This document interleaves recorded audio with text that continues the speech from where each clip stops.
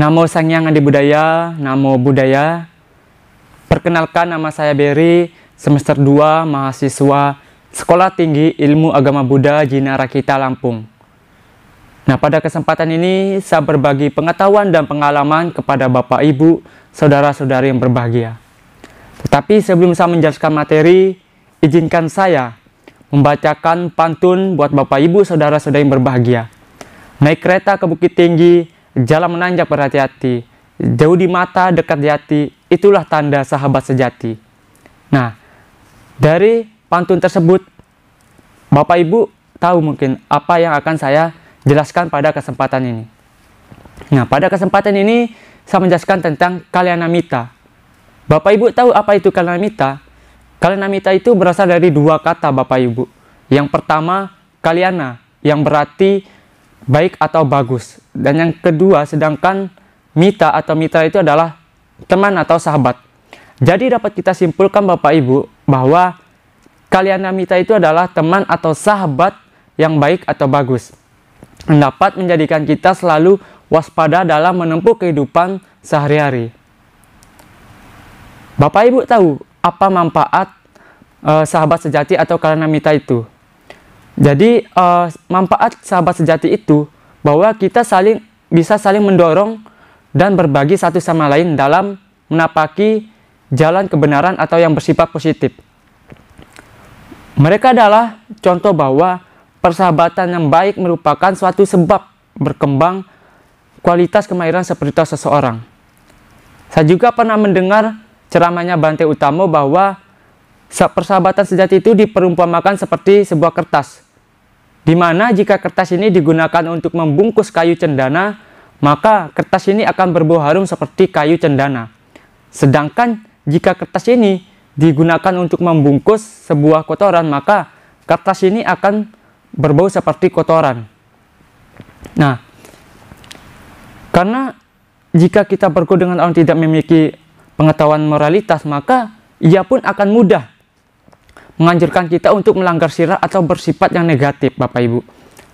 Dan juga dengan mudah kita menganjuri anjuran dan saran teman kita yang buruk itu, karena kita saling terbiasa melihat dia yang tenang melakukan pelanggaran sila, sehingga bagi kita tentu tidak ada masalah dalam melakukan hal itu karena kita bercermin teman yang buruk. Maka dari itu kita harus berteman dengan sahabat yang baik atau sahabat sejati itu.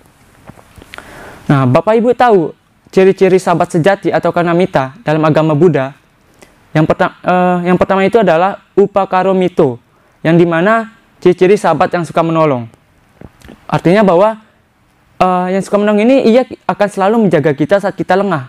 Dia ada saat kita lengah dan dia juga memberikan bantuan 2 kali kepada kita tanpa mengharapkan imbalan. Yang kedua itu adalah samasuko dukomito, yaitu ciri sahabat pada senang dan susah. Sahabat ini walaupun kita senang, walaupun kita susah, dia selalu ada buat kita, Bapak Ibu. Dan ia juga tidak meninggalkan kita waktu kita berada dalam kesulitan. Dan dia bahkan bersedia mengorbankan jiwa raganya untuk kita, Bapak Ibu. Itu dinamakan ada sahabat yang ada pada waktu senang dan susah.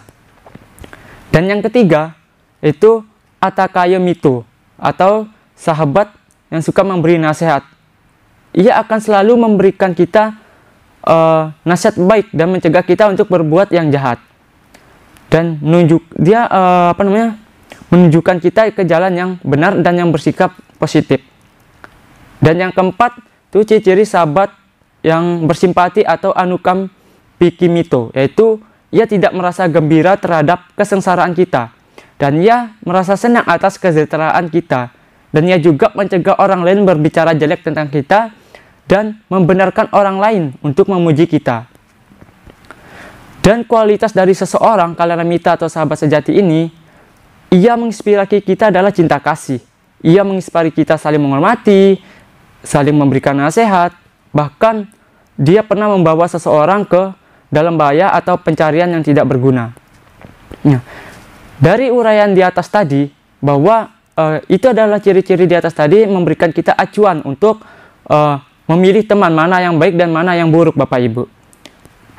Seperti dalam Dhammapada syair 76 bahwa seandainya bertemu dengan orang bijaksana yang menunjukkan dan memberitahukan kesalahan-kesalahannya seperti orang menunjukkan harta karun, hendaklah ia bergaul dengan orang yang bijaksana itu. Sesungguhnya baik dan tidak tercela bergaullah dengan orang bijaksana.